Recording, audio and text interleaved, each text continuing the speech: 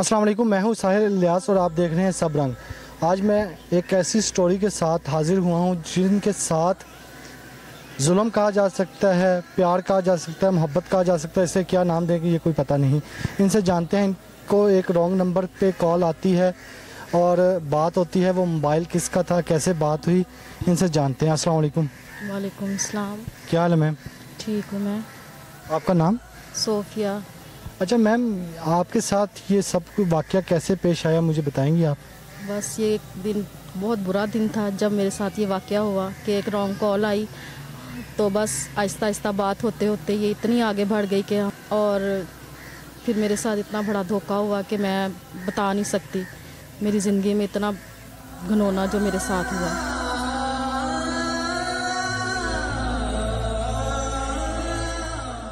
तो ये कितना अरसा आपको कॉल आती रही? उस बंदे ने आपको क्या बताया, मैं कौन हूँ, कहाँ से हूँ और आप कहाँ से थी?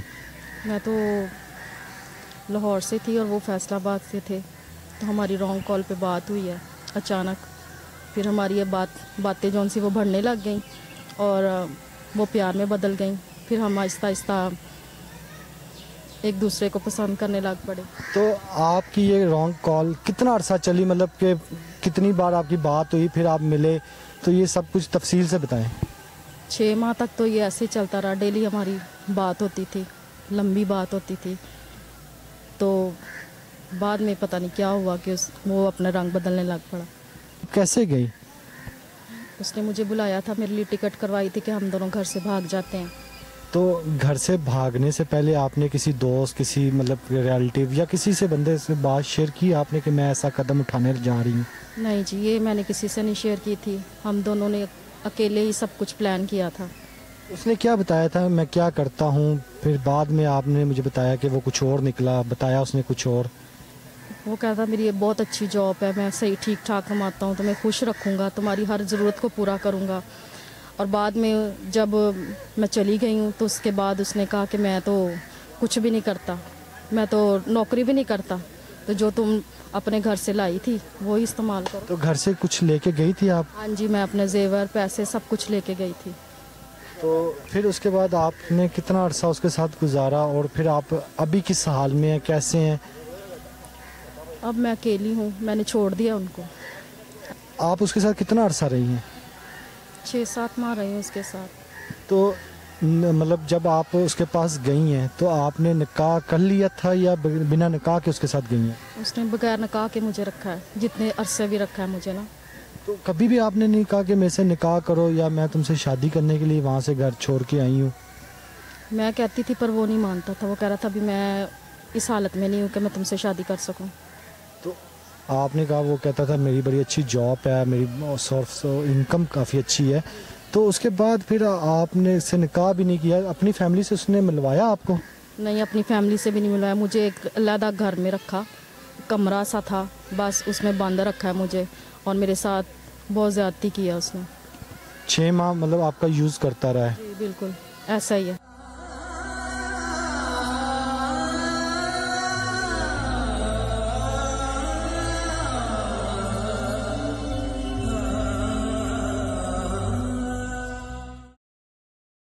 मतलब आपके पास आता था या कुछ आपने कभी भी नहीं कहा या उसने नहीं कहा आपसे कोई ऐसी प्यार मोहब्बत की बात जो पहले होती थी, वो बातें बाद में कभी नहीं? बस फ़ोन की हद तक थी। फ़ोन के बाद उसने अपना रंग ही दिखा दिया। उसने कुछ भी ऐसा मुझे फील ही नहीं होने दिया कि हम दोनों में प्यार भी था। तो वो क्या कोई नशा वगैरह करता था या क्या था? हाँ, नशा तो करता होगा, ज़ाहिर बात है। स्मोक जो करता है वो नशा ही करता है। तो फिर उसके बाद अभी आप किस हाल में और कैसे आपने हमसे रब्ता किया, क्या हुआ?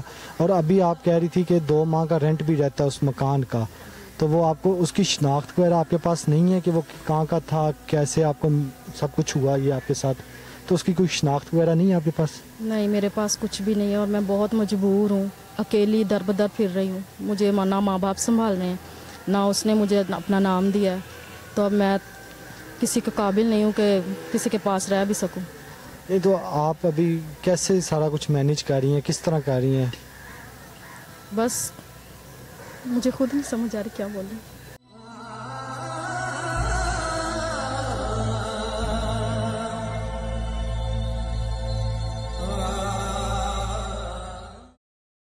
जो आप इमोशनल हो रही हैं, तो अभी फिर फ्यूचर का क्या प्लान है, मतलब ज़िंदगी में क्या करना है, क्या सोच रही हैं? अभी तो कोई फ्यूचर प्लान नहीं है, अभी तो अपनी दुख से ही बाहर नहीं निकला जा रहा। तो अपने माँ बाप से आपने रब्ता करने की कोशिश की? हाँ जी, वो नहीं मिलते, वो कह रहे हैं कि हमें मिलने की कोशिश भी ना करना, नहीं तो हम तुम्हें मार देंगे। किससे रब्ता किया आपने? अपने माँ बाप से। बहन भाइयों से भी? जी, सबसे। तो आपके पास उसकी कोई शनाख्त नहीं है और ना ही आपको उसका पता है, ना उसने अपनी फैमिली से आपको मिलवाया। तो अभी आप कह रही थी एक आपकी फ्रेंड है वो आपकी हेल्प कर रही है, उसने क्या हेल्प की है आपकी? बस रहने के लिए थोड़ी सी जगह दी है या खाने पीने के लिए दे देती है। वैसे तो मेरे पास कोई सही जौन सा होता रहने का इंतज़ाम वो नहीं है। अभी आप देखने वालों को क्या कहना चाहती हैं जो आपकी एज की हैं, जो मतलब छोटी नादानी उम्र में हैं, तो आप उनको क्या कहना चाहती हैं? कि बस किसी पे इतबार ना करो, अपनी लाइफ में खुद ही अपने आप के लिए स्टैंड लेना चाहिए। किसी पे इतबार करके तो इंसान टेंशनों परेशानियों में गिर जाता है। माँ बाप को भी जलील करवाया, उनकी भी इज़्ज़त का ख्याल नहीं किया, उसका साथ दिया और उसने कौन सा हमारी इज़्ज़त का ख्याल किया। नाज़रीन, आप देख रहे थे कैसे एक रॉन्ग कॉल पे मोहब्बत हुई, मोहब्बत के बाद ये सब कुछ हुआ, ये आपने खुद जाना सोफिया की ज़ुबानी।